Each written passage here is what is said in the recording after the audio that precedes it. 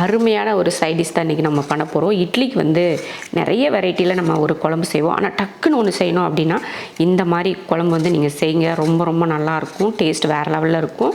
உங்களுக்கு வேலையும் ரொம்ப ஈஸியாக முடிஞ்சிடும். நான் வந்து ஒரு 3 தக்காளி, பாருங்கள் எவ்வளோ பெரிய தக்காளி, 3 தக்காளி எடுக்கிறேன். சின்னதாக இருந்தால் ஒரு 4-5 கூட நீங்கள் சேர்த்துக்கலாம்.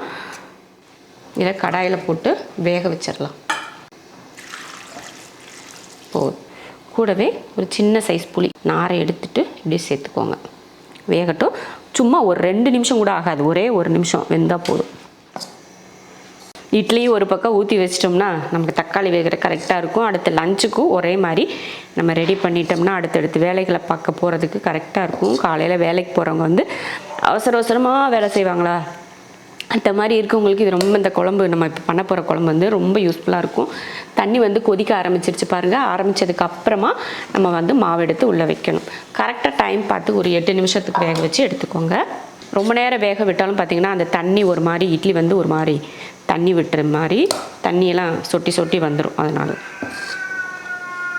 ஷாஷா கத்தாதுன்னு சொன்னீங்கல்ல, நிறைய பேர் கேட்டுக்கிட்டே இருந்தீங்க, ஷாஷா கத்தாதா, நீங்கள் கத்துற சத்தம் கேட்குதுங்களா? அவ்வளோதான், நல்லா வெந்துருச்சு. இப்போ அடுப்பு ஆஃப் பண்ணி ஆற விட்டு அரைச்சிக்கலாம். இட்லி ரெடி ஆயிடுச்சு. தக்காளி கொஞ்சம் ஆறிடுச்சு. அதுக்குள்ளே பார்த்திங்கன்னா நான் வெண்டைக்காயெல்லாம் கட் பண்ணி எடுத்துகிட்டு பொரியல் பண்ண போகிறேன். அதுக்கு வந்து வெண்டைக்காய் எடுத்துகிட்டு வந்து பாருங்கள். இந்த சைஸில் வெட்டுங்க. வெண்டைக்காய் ரொம்ப பொடியாக வெட்டினீங்கன்னா உங்களுக்கு அந்த வெண்டைக்காய் இருக்கிறதே தெரியாது. அதனால் இந்த சைஸ்க்கு வெட்டினீங்கன்னா பொரியல் வர்றதுக்கு கரெக்டாக இருக்கும். நமக்கு அதை வத்தி அந்த வதங்கி அது அப்படியே மெலிசாக வரும் பார்த்திங்களா, அதுக்கு வந்து கரெக்டாக இருக்கும். இதுதான். இதை விட குட்டியாக வெட்டிட்டிங்கன்னா வெண்டைக்காய் அப்படிங்கிற ஒரு ஃபீலே இல்லாமல் அப்படி என்னடா இது அப்படின்ற மாதிரி இருக்கும். இப்போ இதை மிக்ஸி ஜாரில் போட்டுருவோம். தக்காளி,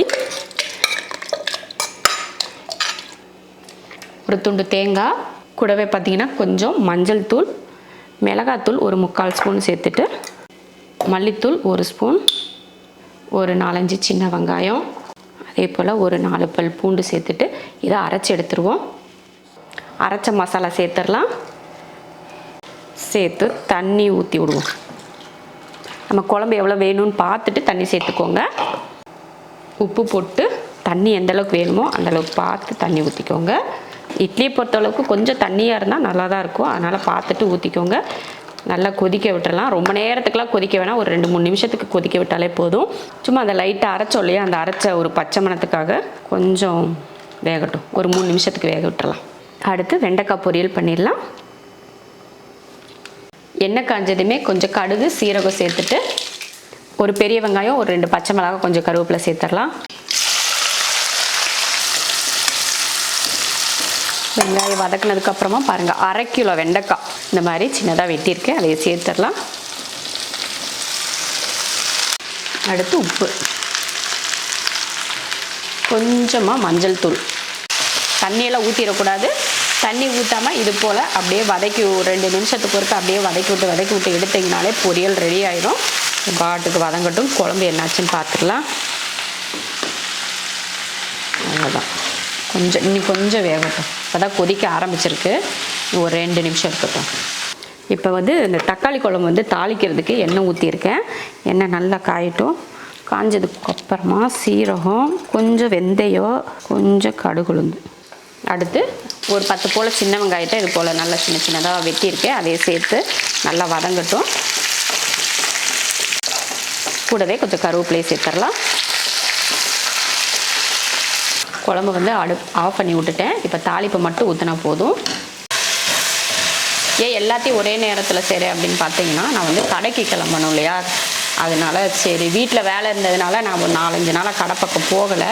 அதனால் எல்லாத்தையும் செஞ்சு வச்சுட்டு அப்படியே கிளம்பணும். அதுக்காக தான் லஞ்சு பிரேக்ஃபாஸ்ட் எல்லாத்தையும் செஞ்சு வச்சுட்டு கிளம்பிடலாம்.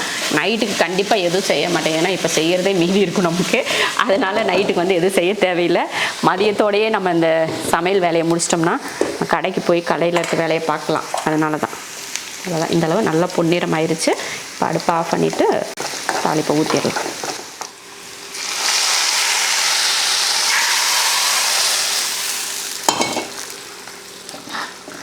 அவ்வளோதான். இட்லிக்கு தக்காளி குழம்பு ரெடி ஆயிடுச்சு. பாதி இட்லி பிச்சு சாப்பிட்டு போயிருக்கா பாருங்க இந்த அஸ்மா புள்ள. அவ்வளோதான் பாருங்கள், சூப்பராக பார்க்குறதுக்கே ரொம்ப அருமையாக இருக்குது. ஊற்றிடலாம்.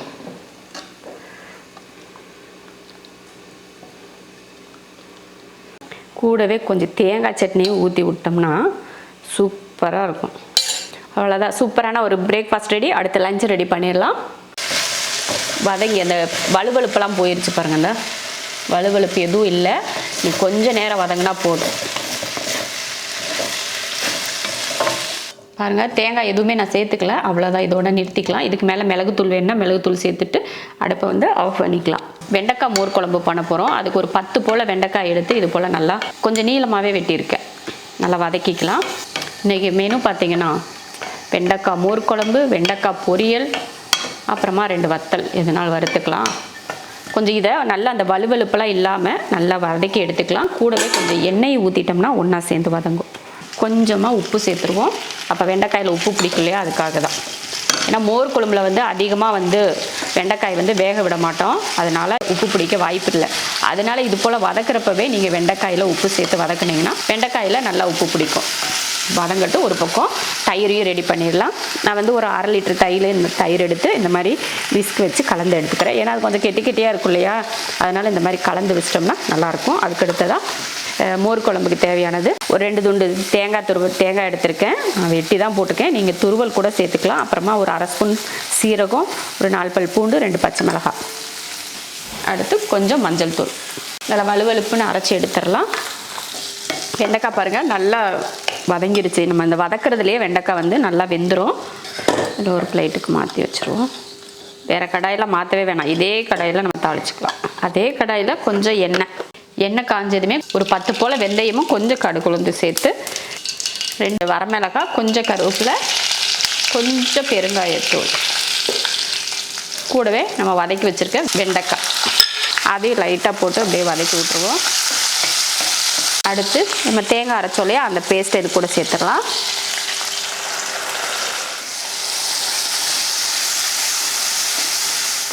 ஒரு 30 செகண்டுக்கு இது போல் தேங்காயை வதக்கிட்டு கொஞ்சமாக தண்ணி சேர்த்துக்கலாம். லைட்டாக தண்ணி ஊற்றியாச்சு. ஊற்றினதுக்கப்புறமா இப்போ தயிர் சேர்த்துக்கலாம். ரெடி பண்ணி வச்சுருக்க தயிர் இதில் போட்டுடலாம். ரொம்ப கொதிக்க விட்டோம்னா அப்படியே தயிர் குழம்பு வந்து நீத்து போயிடும். தேவையான உப்பு சேர்த்து கலந்து விட்டுருவோம். லைட்டாக நுரக்கட்டி வரும் பார்த்திங்களா, அந்த மாதிரி டைமில் அடுப்பை ஆஃப் பண்ணிக்கணும். ஒரு 30 செகண்டு கூட அதிகம்தான், லேசாக சூடாகும். அந்த டைமில் அடுப்பை நம்ம ஆஃப் பண்ணிக்கலாம். அவ்வளோதான் பாருங்கள், சூப்பர் மோர் குழம்பு இந்த மாதிரி ரெடி ஆயிடுச்சு. இதுக்கு மேலே நீங்கள் கொதிக்க விட்டிங்கன்னா தயிர் தனியாக, தேங்காய் தனியாக, தண்ணி தனியாக பிரிஞ்சு வந்துடும். இப்போ நான் வந்து அடுப்பை ஆஃப் பண்ணிட்டேன். ஒரு 30 செகண்ட் அந்த இது சூடாகிற மட்டும்தான் நம்ம வெயிட் பண்ணணும். அவ்வளோதான். அதுக்கப்புறமா நீங்கள் கொதிக்க விடுவோம் அப்படி இப்படின்லாம் நினச்சிங்கன்னா மோர் குழம்பு தண்ணி குழம்பா மாறிடும். அவ்வளோதான். இப்போ அடுப்பை ஆஃப் பண்ணிட்டு சாப்பாடு ஒரு பக்கம் வச்சாச்சு. சமையல் வேலை எல்லாம் முடிஞ்சிருச்சு. காலையில் பிரேக்ஃபாஸ்ட் செஞ்சு சாப்பிட்டுட்டு அதுக்கப்புறமா மதியம் லஞ்சு மோர் குழம்பு, வெண்டைக்காய் பொரியல் செஞ்சாச்சு. அவ்வளோதான், எல்லாம் ரெடி பண்ணிவிட்டு நான் வந்து இப்போ வந்து கடைக்கு வந்து கிளம்ப போகிறேன். கடையில் வந்து புது ஸ்டாக் வந்திருக்கு. ஏன்னா புது ஸ்டாக்கில் ரீஸ்டாக் வந்திருக்கு. அதை தான் வந்து நம்ம வந்து பார்க்கணும். அதுக்காக தான் போகிறேன். இந்த சாரிக்காக 300 பேர்கிட்ட வந்து ரொம்ப வெயிட்டிங்கில் இருக்காங்க. எப்போ வரும்னு சொல்லி ரொம்ப வெயிட் பண்ணிவிட்டு 2 மாதம் தீபாவளி டைம்லேருந்து இன்ன வரைக்குமே வெயிட்டிங்கில் இருக்காங்க. அந்த சாரி வந்து இப்போ ரீஸ்டாக் வந்திருக்கு. அதே தான் இப்போ வந்து போய் எடுத்துகிட்டு எப்படி இருக்குன்னு பார்த்துட்டு இந்த வீடியோ வந்து நான் சாரி வீடியோ வந்து அடுத்தடுத்து பார்க்குறேன். எந்த சாரின்றதை உங்களுக்கு அடுத்த வீடியோவில் வந்து நான் சொல்கிறேன். இப்போ வந்து நான் கடைக்கு கிளம்புறேன். அவ்வளோதான். இதோட இந்த வீடியோவை முடிச்சிடலாம். பாய்.